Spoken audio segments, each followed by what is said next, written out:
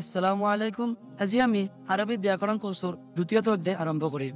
আপোনালোকে হয়তো ভাবি আছে যে আৰবী শিকি পেলাই কি লাভ, আজিৰ দিনত কোনেনো আৰবী শিকে, আৰবী শিকি পেলাই কি নকৰে। তো এই সকলোবোৰ প্ৰশ্নৰ উত্তৰ আমি এই ভিডিঅ'ত বুজিবলৈ চেষ্টা কৰিম। তেনেহ'লে বলক আৰম্ভ কৰোঁ আৰবী গ্ৰামাৰ কোৰ্সৰ দ্বিতীয়টো অধ্যায়।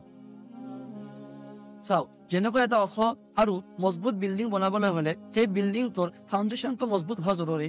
ঠিক তেনেকৈ এজন ভাল আৰবীৰ সাহিত্যিক হবলৈ হলে আলিফবাৰ পৰাই ভালদৰে আগবাঢ়ি যোৱাটো জৰুৰী। মনত ৰাখিব, এখন দেৱালৰ এটা ইট যদি বেকা হৈ যায় তেনেহলে সেই গোটেই দেৱালখন যেনেকৈ কমজোৰ হৈ পৰে, ঠিক তেনেকৈ আপুনি আৰবী ভাষা শিকাওঁতে এটা সৰু সুৰা বস্তু যদি বাদ দি দিয়ে তেনেহলে আপোনাৰ আৰবী ভাষাৰ গোটেই জ্ঞানখিনি কমজোৰ হৈ পৰিব।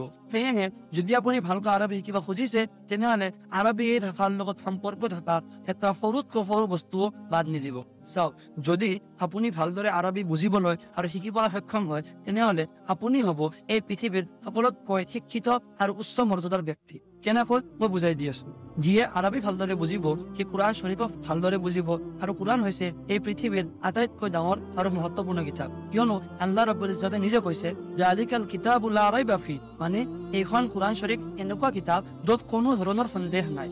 আৰু আপ সাল্লাল্লাহু আলাইহি সাল্লাম অৰ্থাৎ নবী পাক সাল্লাল্লাহু আলাইহি সাল্লামে কৈছে খায়ৰুকুম মান তাআল্লামাল কুৰআনা ওয়া আল্লামা, অৰ্থাৎ তোমালোকৰ ভিতৰত যিয়ে নিজে কুৰাণ শিকে আৰু আনকো কুৰাণৰ শিক্ষা দিয়ে তেওঁলোক হৈছে আটাইতকৈ উত্তম ব্যক্তি।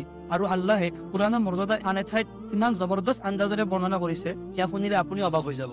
আল্লাহে কৈছে লাউ আনজালনা হাদাল কুৰআনা আলা জাবাল লাৰাআইতাহু খাশিআন মুতাসাদ্দিআন মিন খাশিয়াতিল্লাহ, মানে যদি এই কুৰাণ শৰীফ আল্লাহৰ নবীৰ ওপৰত অৱতীৰ্ণ নকৰি কোনো পাহাৰৰ ওপৰত অৱতীৰ্ণ কৰা হলহেঁতেন তেনেহলে সেই পাহাৰ আল্লাহৰ ভয়ত আৰু কুৰাণৰ ভাৰত চূৰ্ণ বিচূৰ্ণ হৈ গলহেঁতেন।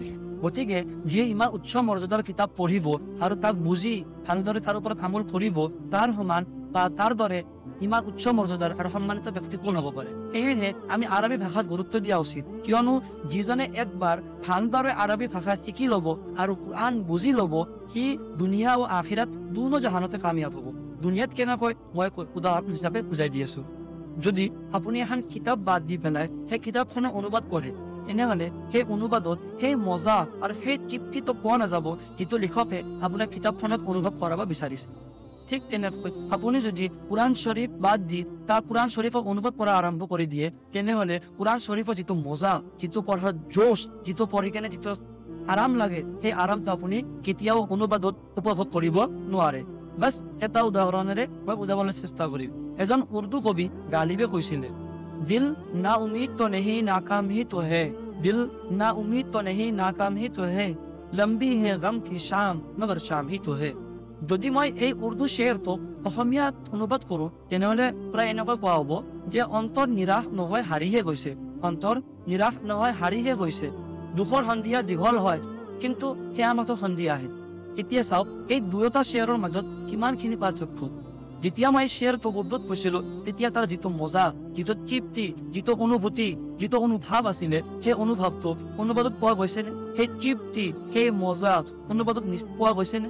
সেয়েহে যিসকলে আৰবীত কুৰাণ ও হাদিছ বুজি পায় তেওঁলোকৰ বাবে আল্লাহৰ হুকুম পালন কৰা আৰু কুৰাণৰ ওপৰত আমল কৰা সহজ হৈ পৰে। যদি কোনোবাই ভালদৰে আৰবী শিকি বা ভালদৰে মাদ্ৰাসাত পঢ়ি কোনো বাহিৰা লাইন পঢ়ি লয়, অৰ্থাৎ ডক্তৰ পঢ়ি লয়, ইঞ্জিনিয়াৰ পঢ়ি লয়, তেনেহলে তাৰনো কি লোকচান আছে? সিটো দুটা ফাইদা কৰি আছে, এটা দুনিয়াৰ ফাইদা আৰু এটা আখিৰাতৰ ফাইদা। সেয়েহে ভালদৰে যিটো ভালদৰে পঢ়ো তেনেহলে আমিও এদিন আমাৰো নাম উজ্জ্বল হ'ব আৰু মানুহে আমাৰ দ্বাৰা লাভৱান উপকৃত হ'ব। সেয়েহে আশা কৰো যে মই আপোনালোকক আৰবী ভাষা শিকাৰ আৰু বুজাৰ গুৰুত্ব বুজাব পাৰিছো। নেক্সট ভিডিঅ'ৰ পৰা আকৌ আমি আগৰ নিচিনা কিতাপ পঢ়া আৰম্ভ কৰিম। তেতিয়ালৈকে আসসালামু আলাইকুম।